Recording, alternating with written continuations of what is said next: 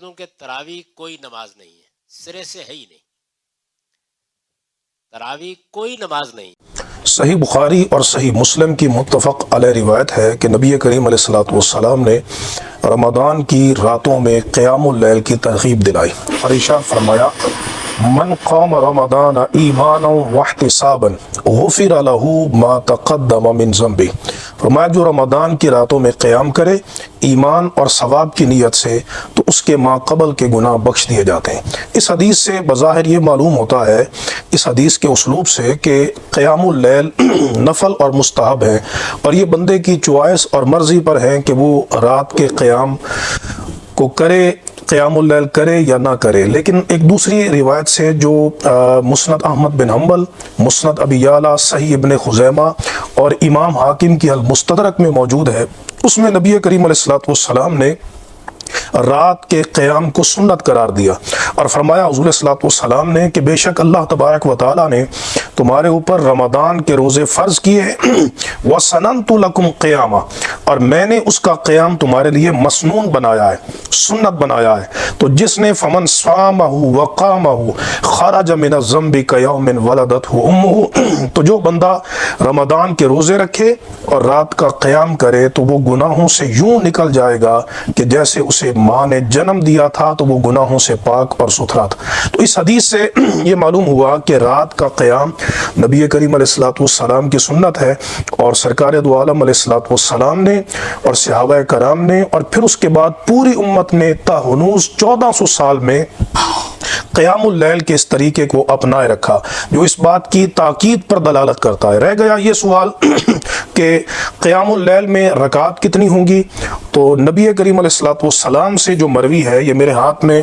المعجم الاوسط ہے، المعجم الاوسط امام طبرانی علیہ رحمت کی، اس کے اندر جو روایت موجود ہے اس میں یہ لفظ ہیں المعجم الاوسط میں کہ حضرت عبداللہ بن عباس رضی اللہ تعالی عنہما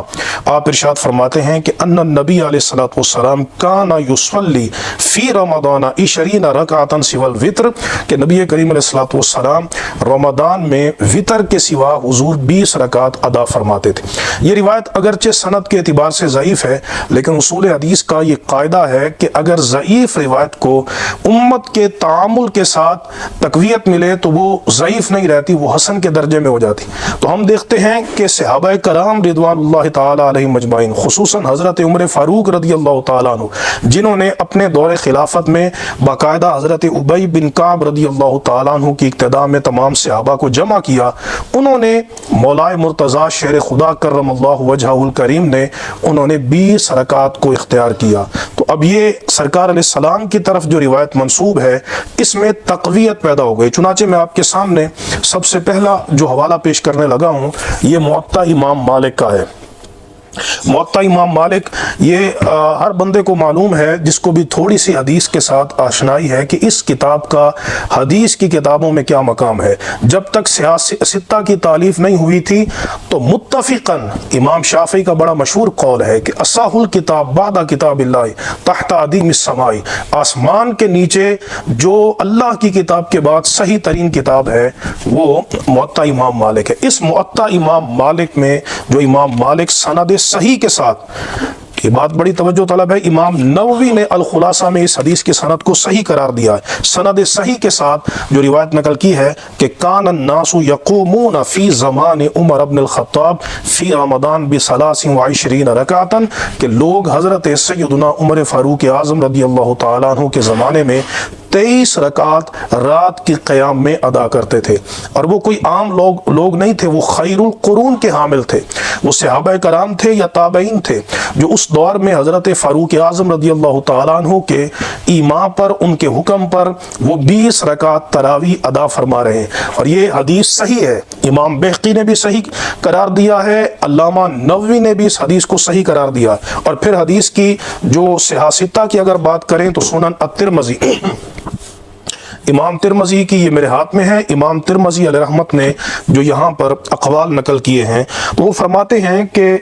اہل علم کا اختلاف ہے کہ رمضان کے قیام کے متعلق تو کچھ لوگوں نے 41 رکعات کو 41 کو 20 سے کم نہیں بلکہ 20 سے زیادہ کو انہوں نے رات کے قیام کو مسنون قرار دیا ہے۔ یہ اہل مدینہ کا قول ہے اور اہل مدینہ اس پر عمل کرتے ہیں، لیکن فرماتے ہیں اکثر اہل العلم، اکثر اہل علم کا جو مروی ہے وہ حضرت عمر فاروق ہیں، حضرت مولا مرتضیٰ شیر خدا ہیں اور دیگر نبی کریم علیہ السلام کے اصحاب ہیں۔ امام ترمذی فرماتے ہیں کتاب الصوم میں کہ 20 رکعتاً، ان سے 20 رکعت تراویح مروی ہیں، اور یہ امام ثوری کا قول بھی ہے،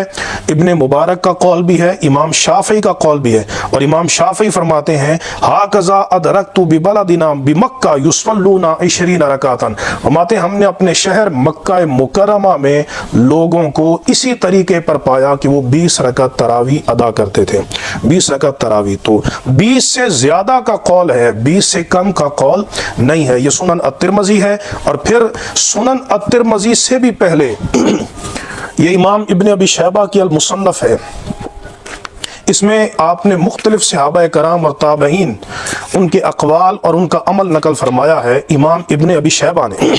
اور اس میں حضرت عمر بن الخطاب رضی اللہ تعالیٰ عنہ آپ کا مروی ہے کہ امر رجلا یصلی بہم 20 رکعتاً، آپ نے ایک آدمی کو حکم دیا اور وہ حضرت ابی بن کعب رضی اللہ تعالیٰ عنہ تھے جو اقرا ہیں، اس امت کے سب سے بڑے قاری ہیں،